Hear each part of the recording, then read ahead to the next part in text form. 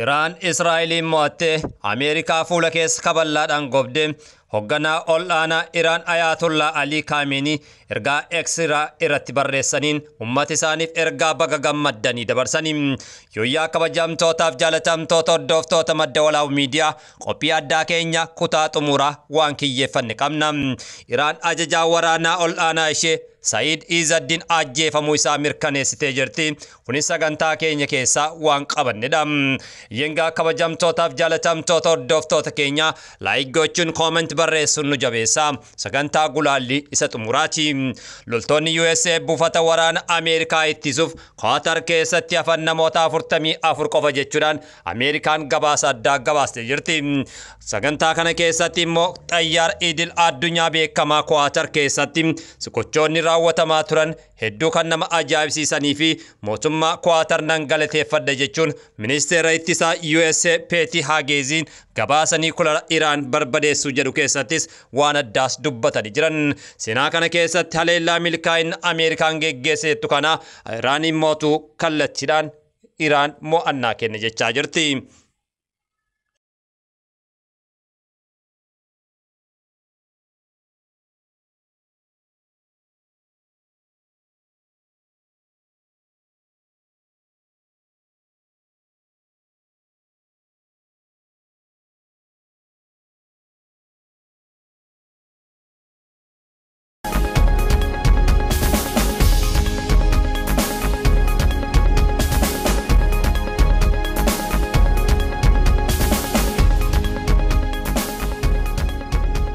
Bulchaan Iraan Ayatollah Ali Khamenei haleellaa USA buufatanii kulara Iraan sadii irratti raawwatte homa tokkoyyuu hin buufne jechuudhaan irra deebiidhaan dubbatanii jiran. Dubbiin Ayatollah Ali Khamenei kun isa Trump gabbisanii kulara Iraan barbadeessine jedhan waliin wal faalleessa. USA'n Iraanin haleeltee yeroo deebitu xayyaarota 125 barbadeesse jechuudhaan ifoomsaa turte. Isaan ammoo gabbisanii kulari Fordo, Natanzii fi Isfahaa haleelanii jiran jechuudhaan pirezidaantiin Ameerikaa Donald Trump irra deddeebuudhaan dubbachaa jira. Walga'iin naatoon Neezerlaandisti geggeeffame irratti Trump gabaasa Pentagon dhokaasa bahe jedhamee fi haleellaa USA'n gabbisanii kulara Iraan ji'oota qofaaf duubatti deebisa malee barbadeesseen jiru jedhu mormuudhaan ammas itti fufanii jiran. Trump garuu USA'n gabbisanii kulara Iraan gootummaadhaan barbadeessinee jira jechuudhaan afaan guuttatee dubbachaa jira. Seenaa keessatti haleellaa milkaa USA raawwatte gadi xiqqeessuuf gabaasa miidiyaaleen bahan jechuudhaanis kallattii adda addaatiin Donald Trump komiisaa itti fufee jira. Ministeerri ittisa USA Peti Hageziin gabaasa Pentagonii bahe jedhan dhugaa miti jechuudhaanis itti fufuudhaan mormaa jiru. Wanti haleellame gara jalaatiin awwaalame barbadaa'ee jira jechuudhaanis dubbatanii jiran. Daayireektarri CIA John Raaktil gabaasni niikulara Iraan akka malee miidhamuu isaaniif ragaa basaasa gahaa qaamna jechuudhaanis ifoomsanii jiran. Ameerikaan sirritti kabale jette Ayatollah Ali Khamenei pirezidaantii Iraan akkas jechuudhaan Ameerikaa fuula ishee keessa kaballee ofirraa deebisne jechuudhaanis xiqqeessanii jiran. Hogganaan ol'aanaa Iraan Ayatollah Khamenei barreeffama X gubbatti katabaniin baga gammaddan jechuun biyya isaaniitiifis ergaa dabarsanii jiran. Injifannoowwan jaalatamummaa Iraan bulchiinsa Ameerikaatti gonfate jedhanis seenaas galmeessanii jiran. Ameerikaan waraana kallattiidhaan seenteef yoo seenu baatte bulchiinsi Tsiyoon yookaan Israa'el akkuma jiru waan barbadooftuuf guyyootumaaf mul'atanii kan hin beekne Ayatollah Ali Khamenei Ameerikaan waraana kana keessatti waan milkeessite homaan qabdu jechuudhaanis ifoomsanii jiran. Iraan injifachuu fi fuula Ameerikaa kabalaan diimessine jechuudhaanis dubbatanii jiran. Iraan eeyyad injifannee jirra fuula Ameerikaa kabalaan diimessinee jira jechuudhaan Ayatollaan dubbatanii jiran. Ayatollaan Iraan Israa'elin irratti aantee jirti injifannoo seenaa jaarraa kana galmeeffannee jira jechuudhaan jechuudhaanis yaada isaanii ifoomsanii jiran. Hogganaan ol aanaan Iraan Ayatollah Ali Khameneiin ergaa X irratti barreessaniin ummata isaaniif ergaa baga gammaddanii irra deddeebuudhaanis deddeebisaa jiru.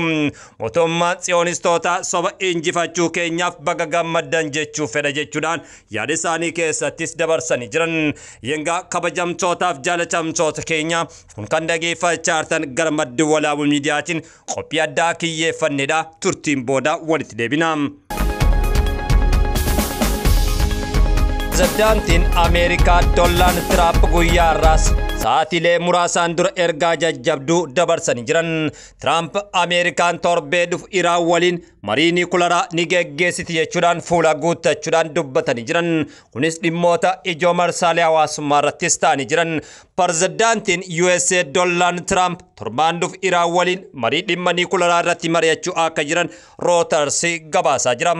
Tiraamp haleellaa bu'aa qabeessa jedhee dilbata darbee buufata niikulara Iraan irratti haleellaa boombii geggeessuun balleessuun isaanii dubbachuun waan yaadatamudha. Tiraamp roobii walgahii NATO Heezaa keessatti geggeeffame irratti waayitii hirmaatanii haasawaa taasisanii jiran. Iraan ammas meeshaa niikularaa gabbisuu irratti bobbaatee arguu hin barbaadu jechuudhaanis dubbatanii jiran. Tiraan waggoota kurnan lamaan darbaniif himannaa hoggantoonni biyyoota lixaa meeshaa niikularaa gabbifataa jirti jechuun dhiyeessii haalanii turan. Torbaan dhufu isaan waliin haasofnaa, Iraan wajjin ni mari'annaa, walii galtee mallatteessuu dandeenya jechuudhaan Doonaald Tiraamp guyyaa irraas yaada isaanii dabarsanii jiran. Keessattuu yeroo ammaa kanatti haleellaa geggeeffameen olaantummaa gonfannee jirra jechuudhaan pirezidaantiin Ameerikaa dubbachaa ture jira. Kunis ta'ee sun ammas immootu walii galtee ni mallatteessina jechuudhaan Doonaald Tiraamp dubbachaa jira. Jeneraal Daanaa Kaayinii hogganaa waloo waraana Ameerikaa waa'ee haleellaa Iraan buufata waraana USA Kwaatar irra raawwatteen ergaalee dabarsanii jiran. Wiixata ganama Iraan buufata waraanaa USA Kwaatar jiru irratti rukuttaa geggeessteen hedduu waan hedduun nu dhaqqabe siin jiru jechuudhaan dubbatanii jiran. Ajajaan pirezidaantii loltoota muraasa qofa naannicha eeguu hafan hedduu isaanii bakka biraatti bobbaasnee jirra. Kanaaf kisaaraan nu dhaqqabe hin jiru jechuudhaan halaa jira.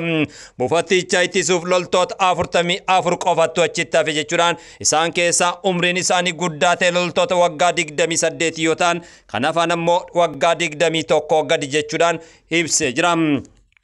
Kwaatar buufaticha ittisuu keessatti gargaarsa gooteef biyya Kwaatar galateeffatanii jiran. Buufanni waraana Ameerikaa Kaatar jira Al Huweydaa jedhamuun buufata waraana Ameerikaa keessatti baay'ee guddaa ta'edha jedhamu. Iyyan buufanni kun waraana Ameerikaa Kwaatar jiru Udee jedhamu keessatti seenaalee addaas galmeessee jira. Loltoonni Kwaatarii fi USA waliin ta'uun ittisa buufatichaa godhaniin galateeffatanii jiran. Humni qilleensa isaanii sekondii keessatti maal gochuu akka qaban murteessuudhaaf ga'een Kwaatar taphachaa turte ga'ee guddaadha jedha.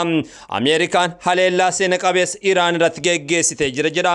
Ministeerri ittisaa USA Peetik Haagiziin gabaasa niikularii Iraan barbadeessinee jirra jechuudhaan innis irra deebuudhaan gammachuu isaa ibsate jira. Yengaa dhugumatti Ameerikaan buufata niikularaa Iraan balleessitee kan jedhus kallattiilee adda addaatiin miidiyaaleen adda addaa qorannoo gochaa jira. Yengaa kabajamtootaaf jaalatamtoota hordoftoota keenya kan dhageeffachaa jirtan gara foddaa madda olaabuuti. Humni warraaqsa eegdota Iraan ajajaa olaanaa isaanii Said Izzadin ajjeefamuu mirkaneessee jira jedha. Humni warraaqsa eegdota Iraan ajajaan olaanaa isaanii Izzad ajjeefamuu mirkaneessuun ajajaan olaanaa humnoota Kuddisii kun turaan haleellaa Hamaas Israa'el irratti geggeesseen nama qindeessaa ta'uu himamaa jira.